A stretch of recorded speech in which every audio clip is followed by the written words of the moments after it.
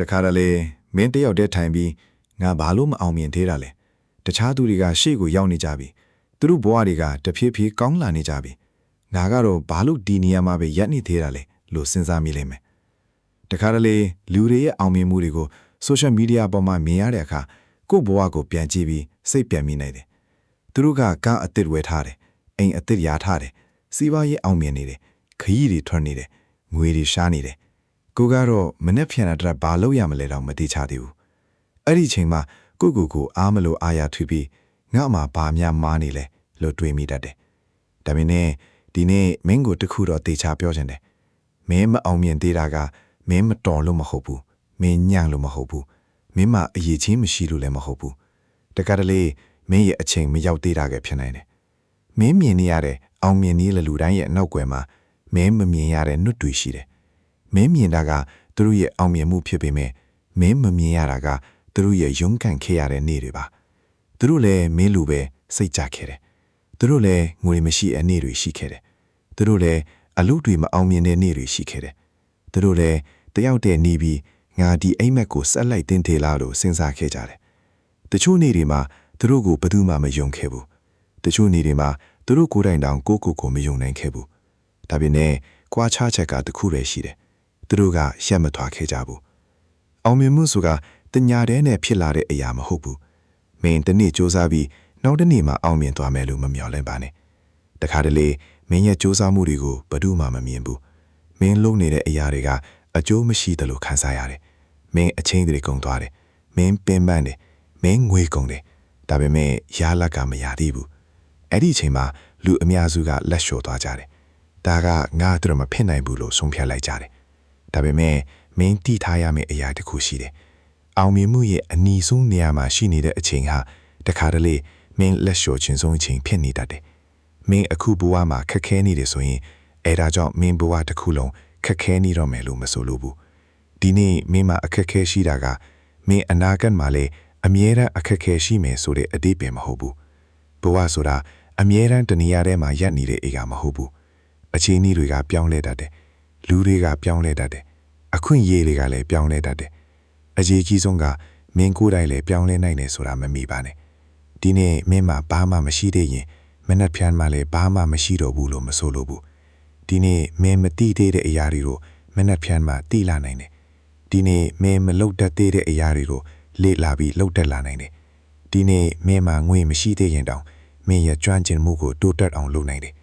ဒီနေ့အခွင့်အရေးမရသေးရင်မင်းကိုယ်တိုင်အခွင့်အရေးဖန်တီးဖို့ပြင်ဆင်နိုင်တယ်ဒီနေ့ကိုတလန့်ပဲလမ်းပါအရာမြန်ဖို့မလိုဘူးတခြားသူတွေနဲ့ပြိုင်ဖို့လည်းမလိုဘူးမနေ့ကမင်းထက်ဒီနေ့မင်းနည်းနည်းပိုကောင်းလာရင်အဲ့ဒါတိုးတက်မှုပါပဲမနေ့ကမင်းမသိတဲ့အရာတစ်ခုကိုဒီနေ့သိလာရင်တိုးတက်မှုပါပဲမနေ့ကမလုပ်ရဲတဲ့အရာတစ်ခုကိုဒီနေ့လုပ်ရဲလာရင်တိုးတက်မှုပါပဲမနေ့ကလက်လျှော့ခဲ့တဲ့နေရာမှာဒီနေ့ပြန်ထားလာနိုင်ရင်လည်းအဲ့ဒါတိုးတက်မှုပါပဲဒီနေ့ကိုစာမျက်နှာတစ်မျက်နှာဖတ်တာကျွမ်းကျင်မှုတစ်ခုကိုနည်းနည်းလေ့လာတာမိနစ်30လောက်အလုပ်လုပ်တာကိုယ့်ရဲ့အိမ်မက်နဲ့ပတ်သက်တဲ့ဗီဒီယိုတစ်ခုလေ့လာတာမင်းရဲ့အနာဂတ်အတွက်ငွေနည်းနည်းစုပြီးထားတာဒီအရာလေးတွေကအခုချိန်မှာတေးသေးလေးလို့ထင်ရနေတယ်ဒါပေမဲ့နေ့တိုင်းဆက်လုပ်သွားရင်တစ်နှစ်ကြာတဲ့အခါမင်းဟာအရင်လူမဟုတ်တော့ဘူးအရေးကြီးဆုံးကမင်းစိတ်မပါသေးတဲ့နေ့တွေမှာတောင်ဆက်လုပ်နိုင်ဖို့ပဲ motivation ရှိတဲ့နေ့မှာအလုပ်လုပ်တာလွယ်တယ်စိတ်ကားချက်တန်းနေတဲ့နေ့မှာအိမ်မက်အတွက်ကြိုးစားတာလွယ်တယ်ဒါပေမဲ့မင်းစိတ်ကြနေတဲ့နေ့ပင်ပန်းနေတဲ့နေ့ဘာရလက်မှမမြင်ရတဲ့နေ့ဘယ်သူမှမအားပေးတဲ့နေ့အဲ့ဒီနေ့တွေမှာတောင်ဆက်လုပ်နိုင်တာကမင်းကိုတခြားသူတွေနဲ့ကြွားချစေမယ့်အရာပဲ motivation ကမင်းကိုစတင်စေနိုင်တယ်ဒါပေမဲ့ discipline ကမင်းကိုအဆုံးထိခေါ်သွားပေးနိုင်တယ်ဒါကြောင့်စိတ်ပါမှလုပ်မယ်ဆိုတဲ့အကျင့်ကိုဖယ်လိုက်ပါတခါတလေမင်းမလုပ်ချင်လဲလုပ်ရမယ်မင်းပင်ပန်းနေလဲနည်းနည်းဆက်လုပ်ရမယ်မင်းရလက်မမီရသေးလဲဆက်ယုံကြည်ရမယ်မင်းကိုဘယ်သူမှမချီးကျူးလဲဆက်လုပ်ရမယ်ဘာလို့လဲဆိုတော့မင်းလုပ်နေတာဟာလူလေအတွက်မဟုတ်ဘူးမင်းရဲ့အနာဂတ်အတွက်ဖြစ်လို့ပါအောင်မြင်မှုဆိုလားမျိုးစိတစိနေတူတယ်မျိုးစိကိုမြေထဲထဲပြီးနောက်တစ်နေ့မှာတစ်ပင်ဖြစ်လာတာမဟုတ်ဘူးမင်းရေလောင်းတယ်နေရောင်ပေးတယ်မြေဩစာပေးတယ်ဒါပေမဲ့မြေပြင်ပေါ်မှာဘာမှမမြင်ရဘူးမင်းကငါရေလောင်းနေတာအကျိုးရှိရဲ့လားလို့တွေးမိနိုင်တယ်ဒါပေမဲ့မြေအုပ်မှာအမြင့်တွေကတ ဖြည်းဖြည်းကြီးထွားနေတယ်မင်းရဲ့ကြိုးစားမှုတွေလည်းအဲ့ဒီလိုပဲအခုမင်းရလာမမြင်ရသေးတာကမင်းကြိုးစားမှုတွေပျောက်ကွယ်သွားတာမဟုတ်ဘူးမင်းမမြင်နိုင်တဲ့နေရာမှာတခုခုတီးဆောင်နေတတ်တယ်တခုတတိယပါမင်းဘဝကိုတခြားသူရဲ့ဘဝနဲ့မနိုင်ရင်ပါနဲ့သူကအသက်20မှာအောင်မြင်တယ်မင်းကအသက်30မှာအောင်မြင်နိုင်တယ်သူကတစ်နှစ်အတွင်းအောင်မြင်တယ်မင်းက9နှစ်ကြာမှအောင်မြင်နိုင်တယ်အဲဒါကြောင့်မင်းနောက်ကျနေတယ်လို့မဆိုလို့ဘူးလူတိုင်းရဲ့လမ်းကမတူဘူးလူတိုင်းရဲ့အချင်းကမတူဘူးလူတိုင်းရဲ့အစကလည်းမတူဘူးမင်းမြင်နေရတဲ့လူတယောက်ရဲ့အခန်း1ကိုမင်းဘဝရဲ့အခန်း10နဲ့မနိုင်ရှင်ပါနဲ့သူမှမင်းမသိတဲ့အကူအညီတွေရှိနိုင်တယ်သူမှမင်းမမြင်ရတဲ့နှစ်ပေါင်းများစွာစူးစမ်းထားတာတွေရှိနိုင်တယ်မင်းကသူ့ရဲ့ယာလက်ကိုပဲမြင်နေရတာသူ့ရဲ့နာကျင်မှုကိုမမြင်ရဘူးဒါကြောင့်တခြားသူရဲ့ highlight ကိုကြည့်ပြီးကိုယ့်ဘဝရဲ့ behind the scenes ကိုမသိတဲ့ပါနဲ့မင်းအခုစားပြီးလုံးဖို့အကောင်းဆုံးအချိန်ကမနှက်ပြန်မဟုတ်ဘူးနောက်လာမဟုတ်ဘူးတနေ့နေ့လည်းမဟုတ်ဘူးဒီနေ့ပဲမင်းမရှိရကဒီနေ့ပဲအတိတ်ကိုပြန်မဖြစ်နိုင်ဘူးမနေ့ကမင်းအချိန်ဖြုံခဲ့ရင်လည်းပြီးသွားပြီမနေ့ကမင်းအမားလုပ်ခဲ့ရင်လည်းပြီးသွားပြီမနေ့ကမင်းလက်ဆော့ခဲ့ရင်လည်းပြီးသွားပြီဒါပေမဲ့ဒီနေ့မင်းမှာရွေးချယ်ခွင့်ရှိတယ်ဒီနေ့ကိုဘလို့အသုံးချမလဲဆိုတာမင်းဆုံးဖြတ်နိုင်တယ်မင်းရဲ့ဖုန်းကိုခဏချထားပါတခြားသူတွေရဲ့ဘဝကိုကြည့်ပြီးကိုယ့်ဘဝကိုအပြစ်တင်နေတာရပ်လိုက်ပါမင်းရဲ့အိမ်မက်ကိုပြန်စဉ်းစားပါမင်းတကယ်ဖြစ်ချင်တဲ့လူကဘလို့လူလဲမင်းဘလို့ဘဝကိုရချင်တာလဲမင်းမိသားစုကိုဘလို့ဘဝပေးချင်တာလဲမင်းကိုယ်တိုင်ဘလို့လူတရားဖြစ်ချင်တာလဲအဲ့ဒီအရာတွေကိုပြန်စဉ်းစားပါပြီးရင်ဒီနေ့အတွက်အဲ့ဒီဘဝနဲ့နေဆက်စင်မဲ့အရာတစ်ခုကိုလုပ်လိုက်ပါဝေးမရှိသေးရင်ကျွမ်းကျင်မှုကိုစုပါအခွင့်အရေးမရှိသေးရင်အတွေ့အခွင့်ကိုစုပါလူတွေကမယုံကြည်သေးရင်ကိုယ့်ကိုယ်ယုံကြည်မှုကိုစုပါရလိုက်မရှိသေးရင်ကြိုးစားမှုကိုစုပါအောင်မြင်မှုမရသေးရင်သင်ခန်းစာကိုစုပါမင်းမှာရှိတဲ့အရာကိုတန်ဖိုးရှိအောင်အသုံးချပါအချိန်နဲ့နဲ့ရှိရင်အဲ့ဒီအချိန်နဲ့စတင်ပါငွေနဲ့နဲ့ရှိရင်အဲ့ဒီနဲ့နဲ့စတင်ပါအသိဉာဏ်နဲ့နဲ့ရှိရင်အဲ့ဒီနဲ့နဲ့စတင်ပါဘာမှမရှိဘူးလို့မပြောပါနဲ့မင်းမှာအနည်းဆုံးစတင်နိုင်တဲ့အရာတစ်ခုတော့ရှိတယ်မင်းကြာရှုံးခဲ့လေမင်းဟာကြာရှုံးသူမဟုတ်ဘူးကြာရှုံးဘူးဆိုတာမင်းရဲ့အမိမဟုတ်ဘူးကြာရှုံးမှုဆိုတာခေတ်တစ်ခုပါမင်းတခါကြာရှုံးတာနဲ့မင်းဘဝတစ်ခုလုံးကြာရှုံးသွားတာမဟုတ်ဘူးမင်းအမလုပ်ခဲ့တင်ယူပါလမ်းမနေတာဆိုရင်လမ်းပြောင်းပါနီလမ်းမအောင်ရင်နီလမ်းပြောင်းပါ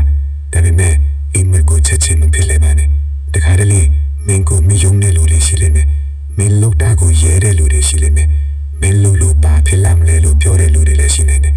မင်းရဲ့အိမ်မက်ကိုတေးသေးလေးလို့ပြောတဲ့လူတွေရှိနေတယ်ဒါပေမဲ့သူတို့ရဲ့စကားတွေကိုမင်းဘဝရဲ့အဆုံးအဖြစ်မဖြစ်စေနဲ့သူတို့ကမင်းအိမ်မက်ကိုမမြင်နိုင်တာဖြစ်နိုင်တယ်သူတို့ကမင်းမိမိရတဲ့အနာဂတ်ကိုမမြင်နိုင်တာဖြစ်နိုင်တယ်မင်းဘဝကိုမင်းကိုယ်တိုင်တည်ဆောက်ရမှာပါမင်းရဲ့အနာဂတ်ကိုတခြားသူတွေကမနေထိုင်ပေးနိုင်လို့မင်းအခုဘယ်နေရာမှာရှိနေလဲဆိုတာတဲ့မင်းဘယ်ကိုသွားနေလဲဆိုတာကပိုအရေးကြီးတယ်ဒီနေ့မင်းအောက်ခြေမှာရှိနေရင်လည်းအဆင်ပြေတယ်အောက်ခြေဆိုတာအပေါ်ကိုတက်ဖို့စတင်ရမယ့်နေရာတယ်ဒီနေ့မင်းဘဝကမပြည့်စုံသေးရင်လည်းအဆင်ပြေတယ်ပြည့်စုံအောင်တဖြည်းဖြည်းတည်ဆောက်လို့ရတယ်မင်းတယောက်တည်းလို့ခံစားနေရတဲ့အခြေအနေရှိနိုင်တယ်မင်းကိုဘယ်သူမှနားမလည်ဘူးလို့ထင်ရတဲ့အခြေအနေရှိနိုင်တယ်မင်းလုပ်နေတာတွေကိုဘယ်သူမှမမြင်ဘူးလို့ခံစားရနိုင်တယ်ဒါပေမဲ့မင်းကိုယ်တိုင်ကမင်းရဲ့ကြိုးစားမှုကိုမြင်ပါမင်းကိုယ်တိုင်ကမင်းရဲ့အားထုတ်မှုကိုတန်ဖိုးထားပါတခြားသူတွေရဲ့လက်ခုပ်တန်းကိုစောင့်နေပါနဲ့မင်းကိုယ်တိုင်မင်းကိုအားပေးနိုင်ရမယ်ဒီနေ့မှာမင်းရဲ့ကြိုးစားမှုတွေကရတာဖြစ်လာတဲ့အခါလူတွေကမင်းကိုကံကောင်းတယ်လို့ပြောကြလိမ့်မယ်ဒါပေမဲ့မင်းပဲဒီမှာပါအဲ့ဒီကံကောင်းခြင်းရဲ့နောက်မှာဘယ်လောက်များတဲ့မအောင်မြင်မှုတွေရှိသေးလဲဘယ်လောက်များတဲ့မအေးရတဲ့ညတွေရှိသေးလဲဘယ်လောက်များတဲ့စိတ်ပြတ်မှုတွေရှိသေးလဲဘယ်လောက်များတဲ့ငါမလုံနိုင်တော့ဘူးဆိုတဲ့နေ့တွေကိုကြော်ဖြတ်ခဲ့ရလဲဘယ်လောက်ချင်းပြန်စားခဲ့ရလဲအဲ့လာတွေကိုမင်းပဲသိမှာပါဒါကြောင့်ဒီနေ့ကစပြီးကိုမေးခွန်းတစ်ခုမေးပါငါဘာကြောင့်မအောင်မြင်သေးတာလဲဆိုတာမဟုတ်ဘူးငါအိမ်မက်နဲ့နီးလာဖို့ဒီနေ့ဘာတစ်ခုလုံနိုင်လဲဆိုတာကိုမေးပါအဖြေကသေးသေးလေးချစ်လဲလုံပါတနားကြီးစာလေးလာရမယ်ဆိုရင်လေးလာပါစာမျက်နှာတစ်မျက်နှာဖတ်ရမယ်ဆိုရင်ဖတ်ပါအလုပ်တစ်ခုစားရမယ်ဆိုရင်စားတင်ပါမင်းလုံနိုင်တဲ့လောက်လုပ်ပါအရေးကြီးဆုံးကရမနီဖို့ပါမင်းဘဝမှာအခုချိန်မှာမော်ဦးနေတယ်ဆိုရင်နေမထက်တော့ဘူးလို့မဆိုလို့ဘူး အခုချိန်မှာလမ်းမမြင်ရဘူးဆိုရင်လမ်းမရှိတော့ဘူးလို့မဆိုလို့ဘူးတခါတလေနင်းရှိကလမ်းတလန်းစားပဲမြင်ရတယ်အဲ့ဒီတလန်းကိုပဲလမ်းပါနောက်တလန်းကနှုတ်ပါပေါ်လာလိမ့်မယ်မင်းအခုလဲကြနေရင်ပြန်ထားပါနင်းပင်ပန်းနေရင်ခဏနားပါဒါပေမဲ့လက်လျှော်မထားပါနဲ့နားတာနဲ့လက်လျှော်တာမတူဘူးနွေးတာနဲ့ရက်တာမတူဘူးအမလုတ်တာနဲ့ရှုံးတာမတူဘူးမင်းပြန်ထားနေတဲ့မင်းရဲ့ဇလန်းကဆက်ရှိနေသေးတယ်ဒီနေ့မှမင်းပြန်ကြည့်တဲ့အခါဒီနေ့ကိုမှတ်မိလိုက်မယ်ငါမှဘာမှမရှိသေးတဲ့အချိန်ငါကိုဘယ်သူမှမယုံတဲ့အချိန်